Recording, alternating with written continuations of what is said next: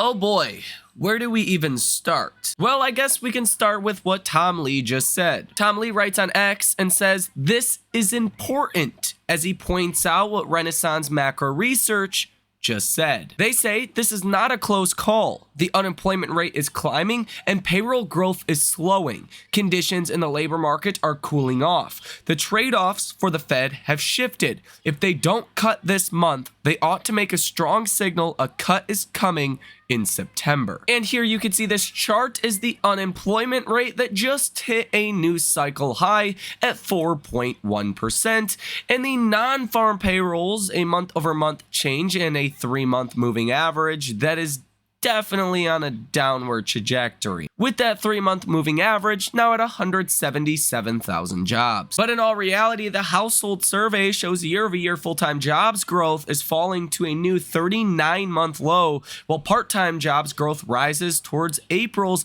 33-month high. So there's part-time jobs being added, sure, but not full-time jobs. In fact, full-time jobs are down 1.6 million over the last year, and part-time jobs are up 1.8 million. The economy is hemorrhaging full-time employment, and all the net job growth is gig work. That is according to E.J. Antoni on X. He is an economist for Heritage. And as Zero Hedge says on X, full-time workers negative 28,000 in this household survey, and part-time workers positive 50,000. And it looks like government jobs accounted for a third of all job gains last month and is completely unsustainable. But here's where things actually get crazier. If you look at Michael Sarwi, head of Nordea Equity Strategy and Quant, he made this post on X and says, unemployment trend consistent with recession and should continue to rise. This is the unemployment rate in the light blue here, and the Sarwi labor market condition index that is ahead by 5 months. And these things tend to follow each other pretty much concisely. And as Sven Hendricks says on X, they post these headlines as if they were actually correct. By the time they're revised lower, nobody pays attention to the previous headlines anymore. The aggregate revisions show a much weaker picture, but the continued overstated headlines keep the strength narrative going. And you can see the June jobs report revised down to 218,000. The AP, that basically every report talks about this strong economy. And same was true for May, that was revised down to 108,000 jobs. And they say today, U.S. employers added a solid 206,000 jobs in June, a sign of continued economic strength. Which again, how strong is it really when your full-time jobs are being hemorrhaged and you're only adding part-time jobs? And again, just to be clear, these are the revision numbers. The May jobs were revised from 272,000. That was that last month's number. That was a big upward surprise, revised down to 218,000. And the April jobs revised to 165,000. Or from 265,000 down to 108,000. And you can see this is the breakdown of jobs, with the vast majority of jobs coming from education and health services at 82,000 positive job ads, and government jobs at 70,000.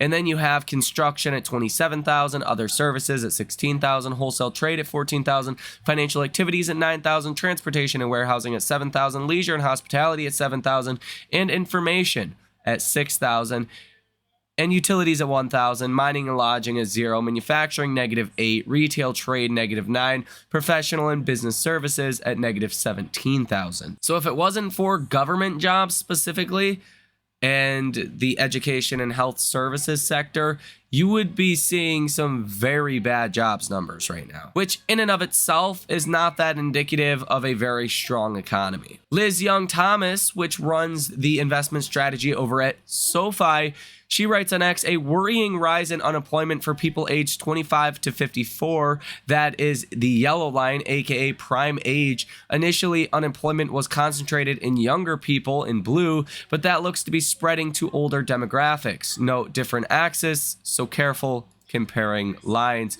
but definitely starting to see that rise in your prime age workers being unemployed. Liz Ann Saunders, chief investment strategist at Charles Schwab, says a continued move higher in the percent of individuals unemployed for longer than 27 weeks. But in fact, it looks like we could already be in a recession. If you take a look at what Nick Timmerhouse wrote on X, he says the unemployment rate rose from 3.96% in May to 4.05% in June. It is now up 0.22 percentage points since March at 3.83%. The Sahm rule shows the 3-month average is up 42 points from the 12-month minimum of the same measure, getting closer to the 50-point threshold. Nick Timmerhouse also writes on X, the 3-month average unemployment rate has been creeping up from the 12-month low.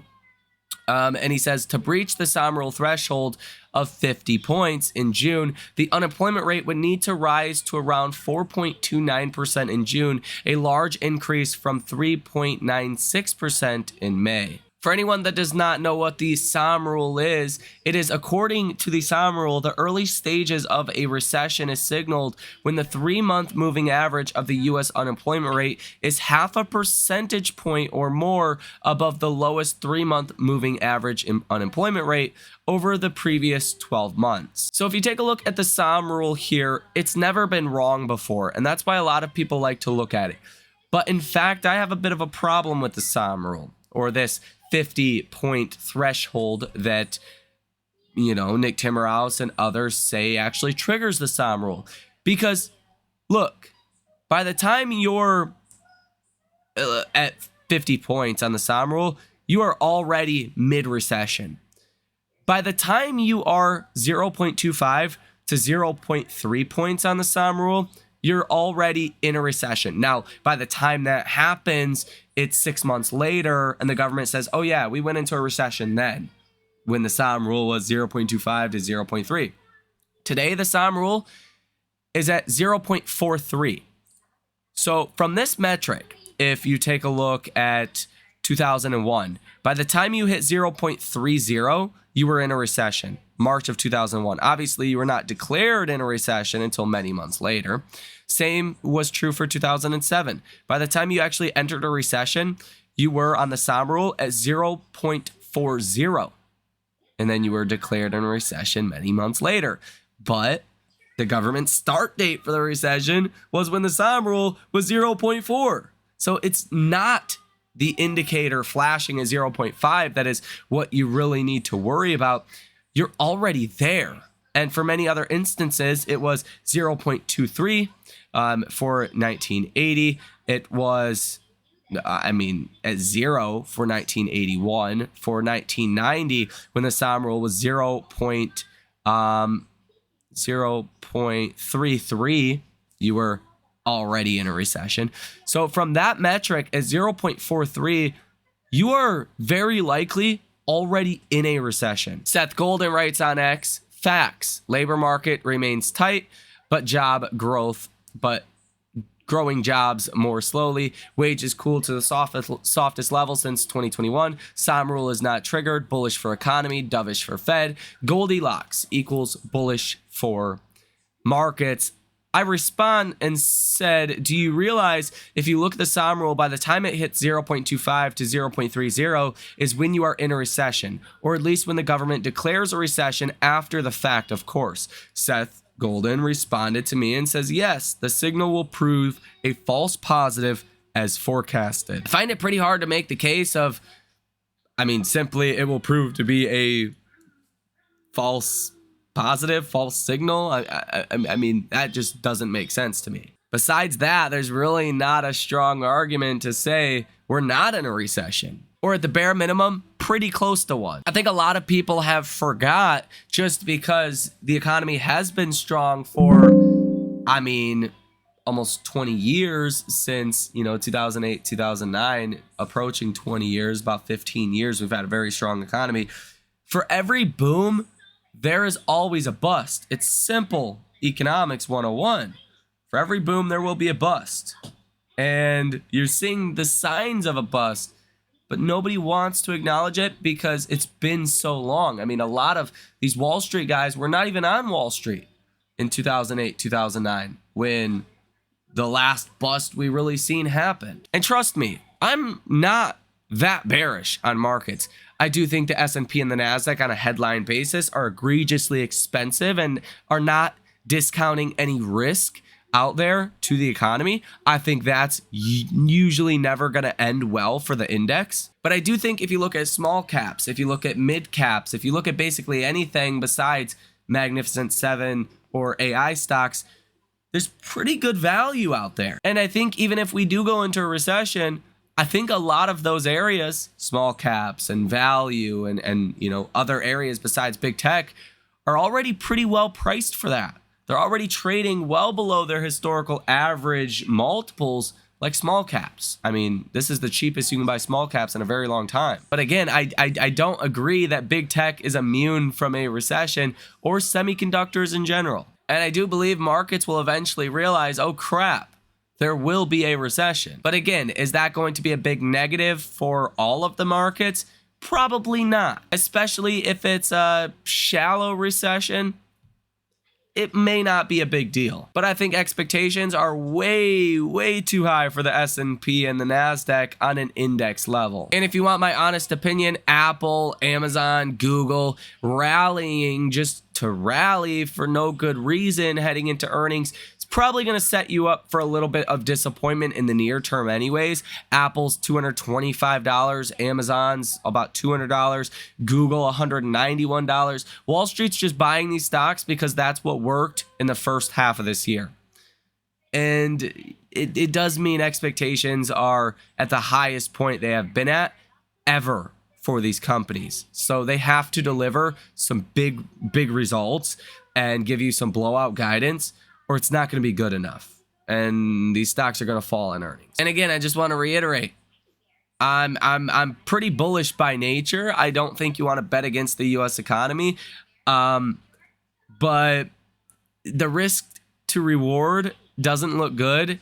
And the fact that a lot of people in the markets will not even acknowledge the possibility of downside leads me to be a little concerned. And I do think our friend Tom Lee is basically showing us he's even getting a little nervous because the economic data continues to get worse, and it's really up to the Fed and what they're going to say and do next. If the Fed still wants to take this approach of we'll wait and see, we don't have the confidence to start cutting rates, I think you're going to see a Tom Lee that starts to get a little bit more defensive, a little bit more hawkish, if you will, towards the markets. Here, Tom Lee emphasizing that it's important that the Fed either cut rates this month or make a strong point to cut rates in September. He's emphasizing that.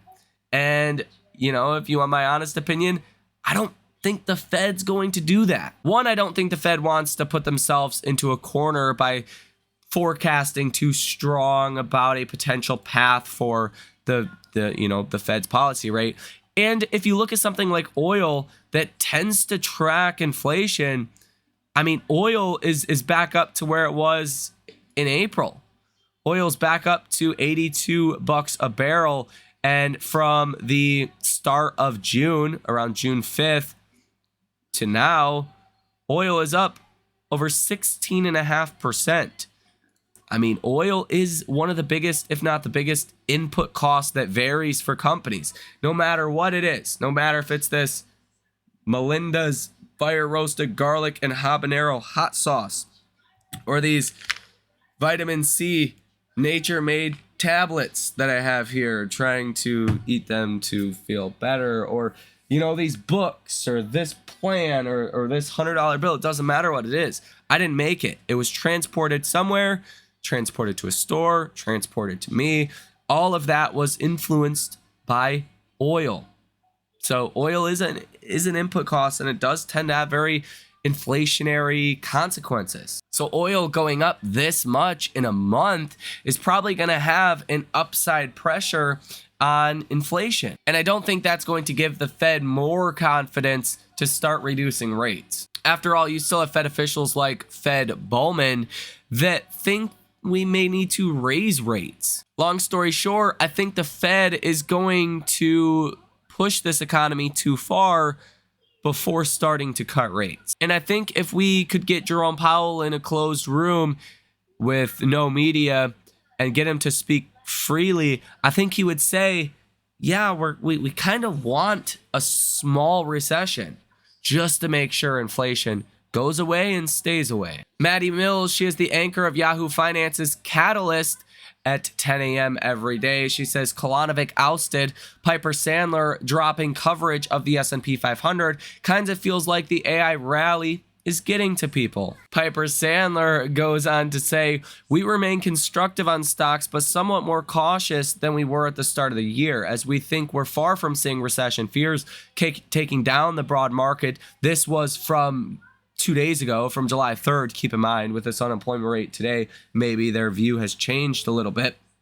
But nonetheless, they say inflation and recession fears are more imbalanced than they were in January. We continue to emphasize our theme, quality at a reasonable price. They say the S&P 500 stock correlations to market. The market no longer represents the stocks in the market. And you can see that represented here with this chart from Mac 10 that says new all-time high this morning, featuring the biggest breadth divergence in history, with 25 years of data. This is the percent of the S&P 500 above the 50-day moving average. You have that number down here at about 41%. This was earlier this morning, and it's a little worse than that now. And markets at all-time highs. This is a big divergence. In fact, today, the percent of stocks trading above their 50-day moving average is 38.3%. In fact, 4.3% of all stocks today broke under their 50-day moving average. That is down 10% today. This is a pretty rough day for the broader markets. So again, this concentration into big tech like Apple, Amazon, Google, I'm sure you could probably group Microsoft in that as well. Let me pull up the ticker on that. Up 1.28%. Meta, probably group them into that. Up 4.3%. This crowding in big tech sets you up maybe for disappointment, again, coming with these big tech earnings. And that could lead to a broader rotation into other areas. Cantro, the chief investment strategist at Piper Sandler, says my 10% rule is up to 11.9%, the third consecutive month above 10%. It's time to cut, Jerome.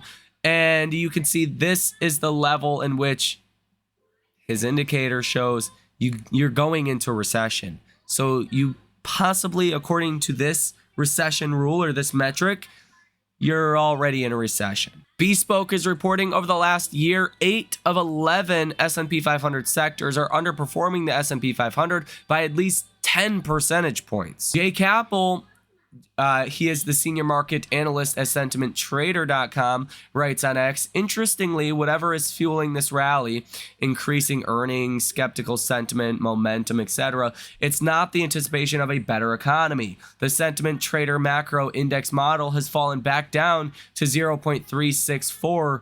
Make of it what you will. And yeah, this is usually not a period that stocks are doing well in. 10-year treasury yields today are down about 6.5 basis points to 4.28%. Sentiment for the SPY, the ETF that tracks the S&P 500, is bullish today at 57. 1 day ago, it was bullish at 62. So investors still feel bullish on the S&P, which again, the first 2 weeks in July are seasonably the best 2-week period for the markets throughout any year. The back half of July tends to be a little bit more negative. August tends to be a mixed bag. September and October are typically when you get the sell-offs during these election years. And you can see that represented here almost like clockwork. You tend to get about a 5% pullback during election years for the S&P 500. Around March or so, you tend to rally through August. And then basically from the start of September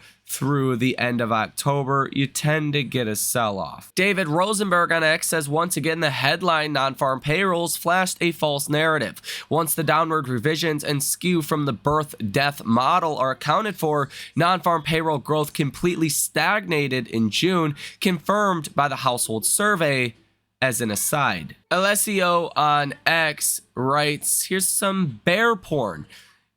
At Goldman Sachs, a proprietary bull-bear indicator has started flashing red, an indication of higher volatility or even a correction. While Goldman's data shows it's unusual for a second-half return to be weak after such a robust start to the year, strategists led by Peter Oppenheimer are advising hedging or diversifying portfolios to protect risk-adjusted returns. Quote, as we enter the second half of the year, the risk for equity holders are rising, Oppenheimer says, pointing to elevated valuations and the prospect of political turmoil. At the same time, equity risk premiums have fallen sharply, offering little buffer against bonds in the event of any shocks. You can also see in recent days, Bitcoin has really started to fall as well, from about $64,000 per coin down to a low of $53,000. That was a drop of 16%. Current prices are still a drop of about 11%. It's been pretty risk off for Bitcoin